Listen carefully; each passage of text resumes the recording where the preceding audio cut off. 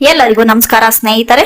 Just for life ಚಾನಲ್ಗೆ ನಿಮ್ಮೆಲ್ಲರಿಗೂ ಸ್ವಾಗತ. ಸ್ನೇಹಿತರೆ, ಈ ದಿನ ನಾವು ಕಲಿಯುಗದಲ್ಲಿ ಈ ದೇವರನ್ನು ಪೂಜಿಸಿದ್ದಾದರೆ ಹಣದ ಸುರಿಮಳೆಯಾಗುತ್ತದೆ. ಈ ವಿಡಿಯೋ ನಿಮಗೆ ಅರ್ಥ ಆಗ್ಬೇಕಂದ್ರೆ ಕೊನೆವರೆಗೂ ನೋಡಿ. ಕೊನೆಯಲ್ಲಿ ಒಂದೇ ಒಂದು ಲೈಕ್ ಮಾಡಿ, ಹಾಗೆ ಸಬ್ಸ್ಕ್ರೈಬ್ ಮಾಡ್ಕೊಳ್ಳೋದನ್ನ ದಯವಿಟ್ಟು ಮರಿಬೇಡಿ. ಕಲಿಯುಗದಲ್ಲಿ ಮನುಷ್ಯನು ತನ್ನ ಸುಖಕ್ಕಾಗಿ ದುಃಖಗಳನ್ನು ನಿವಾರಣೆ ಮಾಡಿಕೊಳ್ಳುವುದಕ್ಕಾಗಿ ಹೆಚ್ಚು ಹೆಚ್ಚು ದೇವರ ಮೊರೆ ಹೋಗುತ್ತಾನೆ. ದೇವರ ಆರಾಧನೆಯಿಂದ, ನಮ್ಮ ಸ್ಮರಣೆಯಿಂದ ಮಾತ್ರ ನಾವು ಸಂತೋಷ ಹಾಗೂ ಸಮೃದ್ಧಿಯನ್ನು ಪಡೆದುಕೊಳ್ಳಬಹುದು ಎಂದು ತಿಳಿದಿರುತ್ತಾರೆ. ಹಿಂದೂ ಧರ್ಮದಲ್ಲಿ 33 ಕೋಟಿ ದೇವರು ದೇವತೆಗಳಿದ್ದರೂ ಜನರು ತಮ್ಮ ತಮ್ಮ ಅಭಿರುಚಿಗೆ ತಕ್ಕಂತೆ ತಮಗಿಷ್ಟವಾದ ದೇವರನ್ನು ಪೂಜಿಸುತ್ತಾರೆ.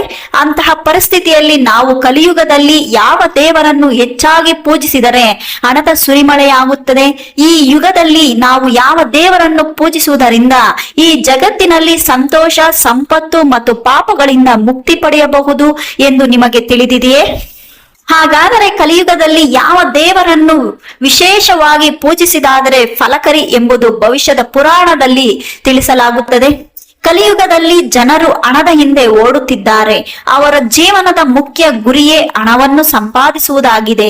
ಕಲಿಯುಗದಲ್ಲಿ ಈ ದೇವರು ಮತ್ತು ದೇವತೆಗಳ ಪೂಜಿಸುವುದರಿಂದ ಧನಾಗಮನವಾಗುವುದು, ಹಣದ ಸಮಸ್ಯೆಗಳು ದೂರವಾಗುವುದು. ಕಲಿಯುಗದಲ್ಲಿ ನಾವು ಯಾವ ದೇವರನ್ನು ಪೂಜಿಸಿದಾದರೆ ಹಣ ಬರುತ್ತದೆ? ಹಿಂದೆ ಮನುಷ್ಯ ಮಾನವೀಯತೆಗೆ, ಸಂಬಂಧಗಳಿಗೆ, ಕುಟುಂಬಕ್ಕೆ ಹೆಚ್ಚಿನ ಮಹತ್ವವನ್ನು ನೀಡುತ್ತಿದ್ದ. ಆದರೆ ಕಲಿಯುಗದಲ್ಲಿ ಎಲ್ಲವೂ ಬದಲಾಗಿದೆ. ಮನುಷ್ಯನು ಮಾನವೀಯತೆಗೆ, ಮನುಷ್ಯನಿಗೆ ಸಂಬಂಧಗಳಿಗೆ ಬೆಲೆಯನ್ನು ನೀಡುವ ಬದಲಾಗಿ ಹಣಕ್ಕಾಗಿ ಹೆಚ್ಚಿನ ಮಹತ್ವವನ್ನು ನೀಡುತ್ತಿದ್ದಾನೆ.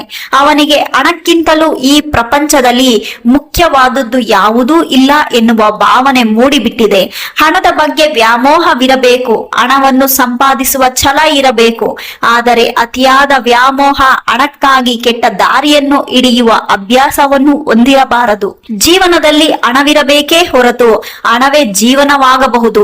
ಹಣವನ್ನು ಹೊಂದಲು ಬಯಸುವವರು ಕಲಿಯುಗದಲ್ಲಿ ಈ ದೇವರು ಮತ್ತು ದೇವತೆಗಳನ್ನು ಪೂಜಿಸಬೇಕು. ಈ ದೇವರು ಮತ್ತು ದೇವತೆಗಳ ಪೂಜೆಯು ನಿಮಗೆ ಹಣದ ಲಾಭವನ್ನು ತಂದುಕೊಡುತ್ತದೆ. ಶಿವ ಪುರಾಣದಲ್ಲಿ ಯಾವ ದೇವರನ್ನು ಪೂಜಿಸಿದ್ದಾದರೆ ಹಣ ಬರುತ್ತದೆ ಎಂದು ಹೇಳಲಾಗಿದೆ. ವಾರದ ಮೊದಲನೇ ದಿನವಾಗಿ ಭಾನುವಾರವನ್ನು ಪರಿಗಣಿಸಲಾಗುವುದು. ಭಾನುವಾರದ ದಿನದಂದು ನಾವು ನಮ್ಮ ನೆಚ್ಚಿನ, ಅಂದರೆ ಇಷ್ಟ ದೇವರನ್ನು ಪೂಜಿಸುವುದರಿಂದ ಹೆಚ್ಚಿನ ಪ್ರಯೋಜನಗಳನ್ನು ಪಡೆದುಕೊಳ್ಳಬಹುದು. ಭಾನುವಾರದ ದಿನದಂದು ನೆಚ್ಚಿನ ದೇವರನ್ನು ಪೂಜಿಸುವುದರಿಂದ ನಮ್ಮ ಸಂಪತ್ತು, ಹಣ ಹೆಚ್ಚಾಗುತ್ತದೆ. ಪಾಪಗಳಿಂದ ನಾವು ಮುಕ್ತಿಯನ್ನು ಪಡೆದುಕೊಳ್ಳಬಹುದಾಗಿದೆ. ನಿಮಗೆ ಇಷ್ಟವಾದ ಯಾವ ದೇವರನ್ನು ಬೇಕಾದರೂ ನೀವು ಭಾನುವಾರದ ದಿನದಂದು ಪೂಜಿಸಬಹುದು. ನಿಮ್ಮ ಸಂಪತ್ತನ್ನು ಬಯಸಿದ್ದಾದರೆ ಸೋಮವಾರ ಲಕ್ಷ್ಮೀ ದೇವಿಯನ್ನು ಪೂಜಿಸುವುದು ಹೆಚ್ಚು ಫಲಪ್ರದವಾಗಿರುತ್ತದೆ. ಲಕ್ಷ್ಮೀ ದೇವಿಯನ್ನು ಪೂಜಿಸುವುದರಿಂದ ನಿಮ್ಮ ಸಂಪತ್ತು ವೃದ್ಧಿಯಾಗುತ್ತದೆ. ನೀವು ಹಣಕಾಸಿನ ಸಮಸ್ಯೆಯಲ್ಲಿರುವುದು ದೂರವಾಗುವುದು. ಯಾವ ವ್ಯಕ್ತಿ ಹಣದ ಸಮಸ್ಯೆಯಲ್ಲಿ ಸಿಲುಕಿಕೊಂಡಿರುತ್ತಾನೋ ಅವನು ಸೋಮವಾರದ ದಿನದಂದು ಸಂಪತ್ತಿನ ಮುಖ್ಯ ದೇವತೆಯಾದ ಲಕ್ಷ್ಮೀ ದೇವಿಯನ್ನು ಪೂಜಿಸಬೇಕು. ಮಂಗಳವಾರದಂದು ಕಾಳಿ ದೇವಿಯನ್ನು ಪೂಜಿಸುವುದರಿಂದ ನಿಮಗೆ ಅನೇಕ ಪ್ರಯೋಜನಗಳು ಸಿಗುತ್ತವೆ. ಮಂಗಳವಾರದ ದಿನದಂದು ನೀವು ಕಾಳಿ ದೇವಿಯನ್ನು ಪೂಜಿಸುವುದರಿಂದ ಶಾಂತಿ ಸಿಗುತ್ತದೆ.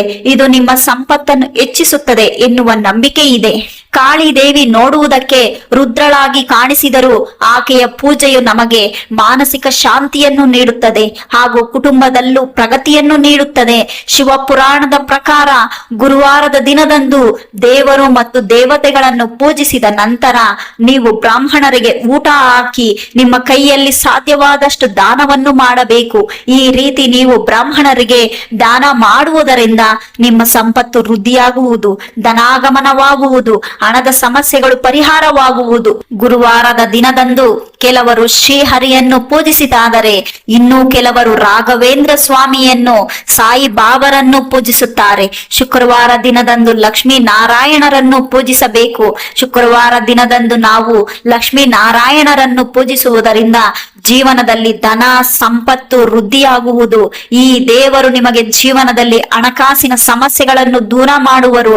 ಶುಕ್ರವಾರ ಲಕ್ಷ್ಮೀ ನಾರಾಯಣರನ್ನು ಪೂಜಿಸಿ ಅವರ ಆಶೀರ್ವಾದವನ್ನು ಪಡೆದುಕೊಳ್ಳುವುದರಿಂದ ಜೀವನದಲ್ಲಿ ದೊಡ್ಡ ಬದಲಾವಣೆಯಾಗುವುದು.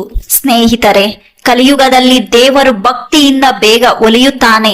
ಆದರೆ ಭಕ್ತಿ ಜೊತೆಗೆ ಶ್ರದ್ಧೆ, ನಿಯಮ, ನಂಬಿಕೆ ಇದ್ದರೆ ಮಾತ್ರ ಫಲ ಸಿಗುತ್ತದೆ. ನಿಮ್ಮ ಜೀವನದಲ್ಲಿ ಚಿಕ್ಕದಾದರೂ ಒಳ್ಳೆಯ ಬದಲಾವಣೆ ಖಂಡಿತ ಕಾಣಿಸುತ್ತೆ. ಈ ಮಾಹಿತಿ ನಿಮಗೆ ಉಪಯುಕ್ತವಾಗಿದೆ ಅಂದರೆ ಲೈಕ್ ಮಾಡಿ, ನಿಮ್ಮ ಸ್ನೇಹಿತರಿಗೆ ಶೇರ್ ಮಾಡಿ. ಇಂತಹ ದೈವಿಕ ವಿಷಯಗಳಿಗಾಗಿ ನಮ್ಮ ಚಾನೆಲ್ ಅನ್ನ ಸಬ್ಸ್ಕ್ರೈಬ್ ಮಾಡ್ಕೊಳ್ಳಿ. ಇಲ್ಲಿವರೆಗೂ ವಿಡಿಯೋ ಕೇಳಿದಕ್ಕೆ, ನೋಡಿದಕ್ಕೆ ಧನ್ಯವಾದಗಳು ಸ್ನೇಹಿತರೆ. Thank you so much.